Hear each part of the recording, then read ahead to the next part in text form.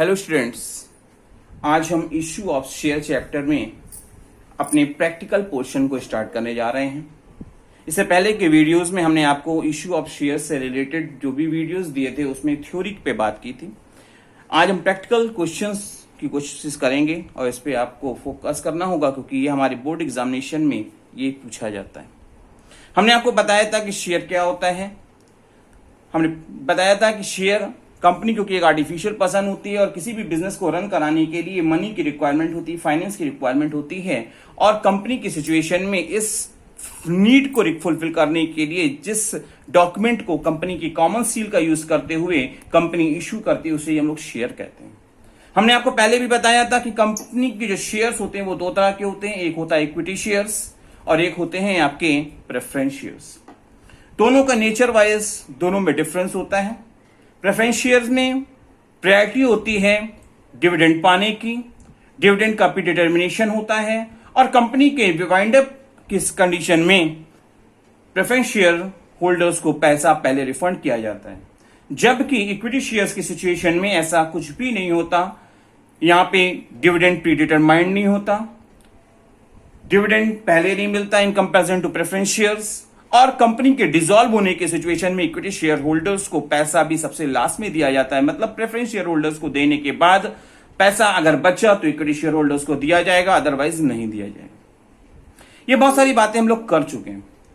आज हमको practical questions, numerical questions के बारे में बात करनी है। तो कंपनी जब मार्केट में शेयर्स को इश्यू करती है तो उसमें अपने इन्वेस्टर्स से जो पैसा है वो थोड़ा थोड़ा करके डिमांड करती है। कुछ पैसा एप्लीकेशन के साथ, कुछ पैसे अलॉटमेंट के साथ, कुछ पैसे फर्स्ट कॉल, कुछ पैसे second call, third call and so on, जैसी भी नीड हो। ये कोई फिक्स पैरामीटर नहीं है कि application, allotment, first call, second call, third call and so on तक जाए। हो सकता है कि एप्लीकेशन एंड अलॉटमेंट में 2 पार्ट में कंपनी पैसा मांग ले, हो सकता है 3 पार्ट में पैसा मांग ले। जैसी भी नीड होगी वैसे कंपनी अपने शेयर होल्डर्स से पैसा थोड़ा थोड़ा करके मांगेगी और पैसा उसको इन्वेस्टर्स, शेयर होल्डर्स उनको टाइम टू टाइम प्रोवाइड करेंगे। इस इंटेंशन से कंपनी क्या करती है, डिमांड करती है और उसका पैसा रिसीव करती है।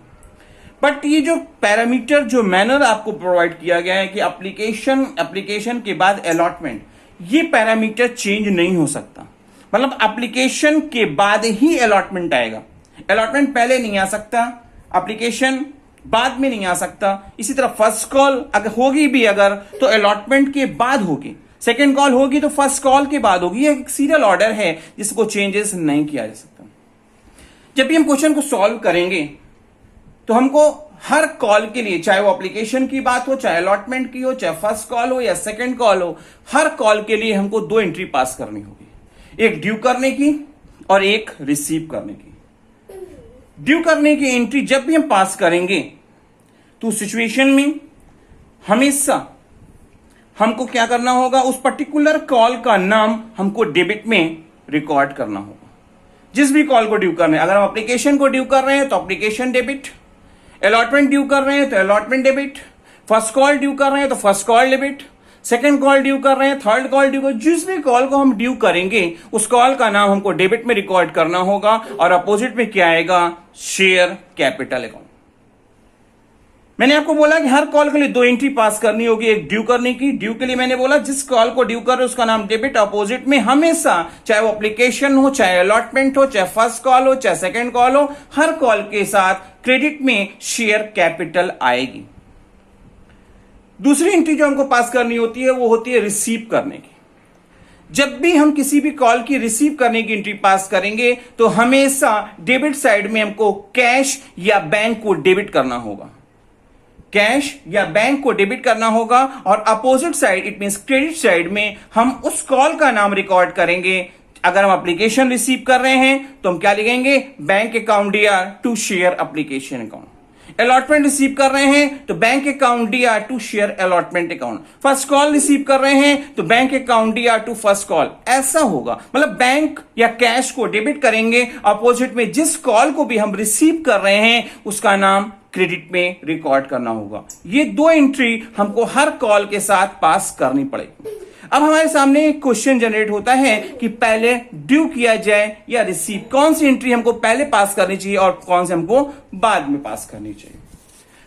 हमेशा हर कॉल के लिए हमको 2 एंट्री पास तो करनी है और हमेशा ड्यू की एंट्री पहले पास की जाती है, बट केवल और केवल एप्लीकेशन की कंडीशन में ऐसा नहीं होता। एप्लीकेशन की कंडीशन में पहले पैसा रिसीव किया जाता है, मतलब रिसीव की एंट्री पास होती है, फिर ड्यू की एंट्री पास होती है। बाकी चाहे अलॉटमेंट हो, चाहे फर्स्ट कॉल हो, चाहे सेकंड कॉल हो या कोई भी कॉल हो, हमेशा पहले ड्यू की एंट्री पास की जाएगी, फिर रिसीव की एंट्री पास की जाएगी। एग्जाम्पल के तौर पे अगर हम आपसे समझना चाहें, अगर हम एप्लीकेशन की कंडीशन में एंट्री पास करने जा रहे हैं तो पहले हमको क्या करना होगा, bank account dear to share application account. Bank account dear किसी भी कॉल को जो रिसीव किया जाता है तो क्या करते हैं, बैंक को डेबिट करते हैं और अपोजिट में क्या उस कॉल का नाम क्रेडिट करना होगा। ये एप्लीकेशन की सिचुएशन में पहले रिसीव हो गया। अब इसको ड्यू करेंगे तो किसी भी कॉल को जब हम ड्यू करते हैं तो क्या करते हैं, उस कॉल का नाम डेबिट करना होता है। तो हमने क्या किया, शेयर एप्लीकेशन अकाउंट डियर, और हमेशा चाहे कोई भी कॉल हो, टू शेयर कैपिटल अकाउंट, मतलब एप्लीकेशन की कंडीशन में पहले रिसीव हो गया और फिर ड्यू। इसके बाद आप अलॉटमेंट हो, फर्स्ट कॉल हो, सेकंड कॉल हो, थर्ड कॉल हो एंड सो ऑन, कोई भी कॉल हो, हर कॉल के सिचुएशन में पहले ड्यू किया जाएगा और ड्यू करते समय जिस भी कॉल को आप ड्यू कर रहे हैं उसका नाम डेबिट होगा। हमको क्या लिखना होगा, शेयर अलॉटमेंट अगर हम ड्यू कर रहे हैं तो लिखेंगे शेयर अलॉटमेंट अकाउंट डियर। अगर फर्स्ट कॉल ड्यू कर रहे हैं तो share first call account dear. Second call due कर रहे हैं तो share second call account dear to share capital account. किसी भी कॉल को ड्यू करना हो उसका नाम डेबिट, अपोजिट में शेयर कैपिटल अकाउंट। फिर हमको क्या करना होगा, रिसीव करना होगा, और रिसीव करते समय हम क्या करते हैं, बैंक अकाउंट डियर, बैंक को डेबिट करेंगे या कैश को डेबिट करेंगे, क्योंकि आजकल डेट में ज्यादातर ट्रांजैक्शन बैंक के थ्रू पास किए जा रहे हैं। तो ऐसी सिचुएशन में बैंक को डेबिट किया जाएगा और अपोजिट में क्या आएगा, उस पर्टिकुलर कॉल का नाम। अगर अलॉटमेंट है तो to share allotment, first call है तो फर्स्ट कॉल, सेकेंड कॉल है तो सेकेंड कॉल एंट्री हमको पास करनी होगी। किसी को प्रॉब्लम? आगे चलते हैं और बात करते हैं, एक क्वेश्चन पे बात करेंगे। दिया हुआ है क्वेश्चन आपके सामने लिखा हुआ है, x limited issued 2000 shares of ₹10 each, मतलब एक्स लिमिटेड 2000 शेयर्स इन्वेस्टर्स को इशू करना चाहती है और उस पर पैसा कैसे मांग रही है, ऑन एप्लीकेशन ₹2 पर शेयर, मतलब एप्लीकेशन के साथ ₹2 पर शेयर हमने अपने इन्वेस्टर से डिमांड किया है। ऑन अलॉटमेंट ₹3 पर शेयर, ऑन फर्स्ट कॉल ₹4 पर share, on second and final call ₹1 पर शेयर। जो भी कॉल आखिरी होती है उसके साथ अगर सेकंड कॉल भी लिखा हुआ है तो भी क्या करते हैं, उसका अटैच कर दिया जाता है, फाइनल कॉल का नाम अटैच कर दिया जाता है। हमने ₹2, ₹3, ₹4 और ₹1 ऐसे 4 पार्ट्स में पैसे की डिमांड की है। क्वेश्चन में लिखा है कि all the shares were duly subscribe, मतलब 2000 शेयर्स जो हम इशू करना चाहते हैं वो सारे के सारे शेयर्स इन्वेस्टर्स ने सब्सक्राइब कर लिए, सारे के सारे शेयर्स को खरीदने को तैयार हो गए।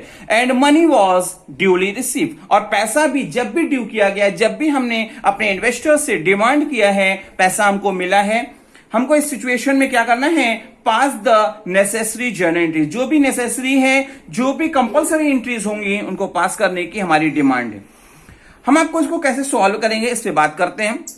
हमने लिखा journal in the books of x limited, क्योंकि एक्स लिमिटेड की बुक्स में हम बना रहे हैं।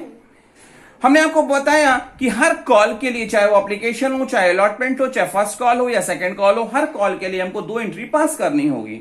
हमको क्या करना होगा, एक ड्यू करने की, एक रिसीव करने की एंट्री पास करनी होगी, और हमेशा ड्यू की एंट्री पहले होती है, फिर रिसीव की एंट्री होती, बट केवल और केवल एप्लीकेशन की सिचुएशन में पहले रिसीव की एंट्री पास की जाती है, फिर ड्यू की एंट्री। क्योंकि हम एप्लीकेशन सबसे पहले करने जाएंगे तो हमको क्या एंट्री करना होगा, bank account dear. Bank account dear इसलिए कर रहे हैं क्योंकि किसी भी कॉल को जब आप रिसीव करेंगे तो कैश या बैंक आप डेबिट करेंगे। यहां मैंने लिखा है बैंक अकाउंट डियर। 2000 शेयर्स थे और ₹2 की रेटिंग थी, कितना हो गया, 4000।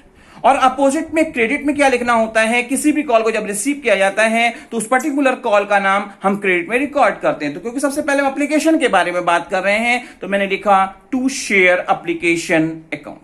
2000 शेयर्स, 2 की रेटिंग, 4000। जितना पैसा मांगा है मिला है, कोई प्रॉब्लम नहीं हुई है, तो क्या है जितना हमारी डिमांड है उतना मुझे मिल गया। नरेशन लिखेंगे being share application money received on 2000 shares at the rate of ₹2 पर शेयर।